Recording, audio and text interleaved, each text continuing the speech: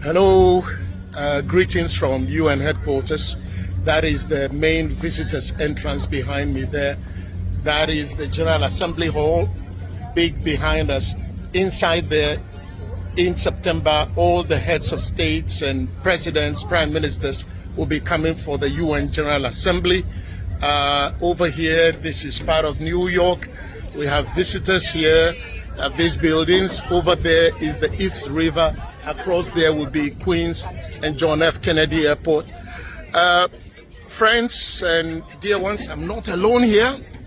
I'm here with one of the most influential people in Ghana today. Tell people who you are.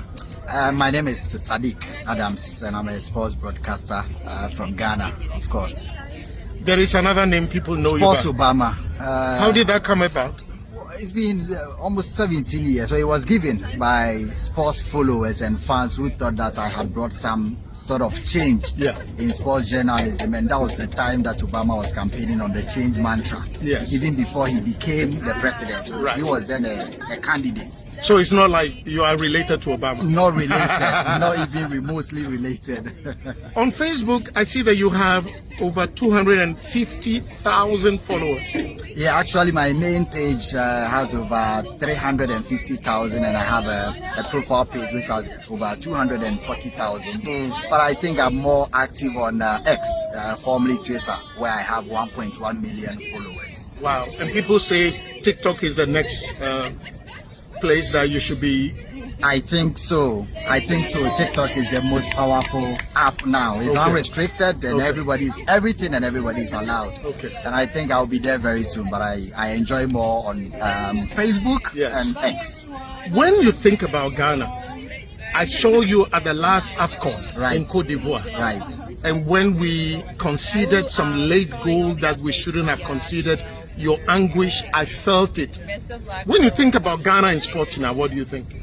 Well, I think it's a country that's so blessed in terms of sports talents. I don't think that many countries can be compared. We are incomparable when it comes to talent, naturally given, God-given talent.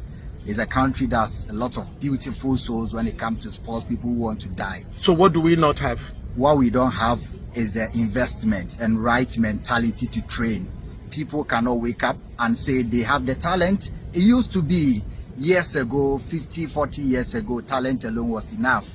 But at this point, talent alone is not enough. Talent is only 10% of what can transform a good athlete into becoming a top international athlete. So you need to invest, you need an organized system, you need a system where everything is structured to the point that people develop their mentality at a very early age to be able to harness the talent, build them psychologically, mentally, emotionally.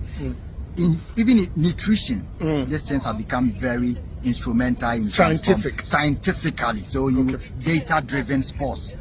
We are in the era where talent alone can never achieve whatever result there are in sports. So I think that we need to improve more. It's just like our raw materials in Ghana.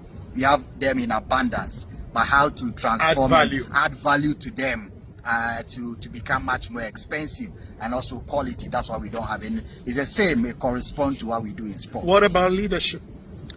Well, to me, is that a big subject to tackle here? From the books I've read and the philosophy that I hold, I think leadership drives everything. I don't think that citizens of every country are born bad. It is leadership that trims people, that transform attitudes. So all the great empires, nations that have been transformed are at a point where a leader came and decided to toe a particular line. So and pulled everybody along. And pulled people along. That is why they entrust you with their power, their resources, to be able to, guide them on the right path. I don't think that citizens in any country hold a much larger responsibility in terms of turning the fortunes of that particular country. It is the leadership. What is missing in leadership in Ghana, in sports and elsewhere? It comes one word. It comes up from lack of honesty. Honesty, lack of truthfulness, being sincere and patriotic. People can be patriotic outwardly, but within themselves they know why they are in leadership. When you mention about the AFCON, anytime that something happens to Ghana, being negative, stories, defeat, I feel it in my veins. I don't know how that happens. We saw you. It comes and it is always spontaneous. I don't know how that happens. But I feel that this is a country with a truly beautiful spirit and soul by the people in it. So it's more of leadership, paralysis, challenge that has led to our where we are current state. Before we came here, I put up that I will be interviewing you. People sent questions. Yeah. Would you, one of the questions, yeah, would you like to become the GFA president? It's not Ghana Football Association president? It's never crossed my mind yet. It's not something that I am driven towards. I have other ambitions. As yet, it's not something that I've ever thought about. I don't. But if the time is right and your skills are right, you can sacrifice for Ghana. Perfect. I don't think that I have the right skill, and I have mentioned this on so many occasions. I have been offered roles in the association, and I thought that I did not have the skill set then, and mentally or morally, I wasn't in the right environment and circumstance to accept, even though I didn't have money, and I still don't have. I didn't want to enter a system where I am not fully fledged to be able to dispense my duties as and when they are expected. So I don't want to become the GFA president now, but in future, when I have the skills and mentality to be able to go there and change things, I think it's something. And briefly, you are actually preparing. You are studying law now. Of course, yes. That should prepare you for leadership. Definitely, one way or the other. Definitely. We all have to find ourselves in one way or the other, like you. Leadership role. It may not be political. Even if it's political, it's something that you have to get yourself prepared and enter to be able to change. So I am preparing myself. And number two, people are asking, are you going to become an MP for your area? Yeah, I have the ambition. I have harbored that ambition for so many years. And I think when the time is right, it may be 10 years, it may be 14 years. It may change. It depends on the circumstances. You would like one day to serve your people as a member of parliament? Not only as a member of parliament, in any capacity, assemblyman, district chief executive, anything that I can bring my capabilities to bear. Okay. Yeah. So, with the help of many people, I managed with Mrs. Matilda Emisata to build the Emisata Learning Center in my village. Right. Which is, we have the library. Yes. And then we have 20 computers in the IT center. The children are using that. And then you contacted me and told me you wanted to do the same thing for your village. My village, yes. How is it going? So we have a land.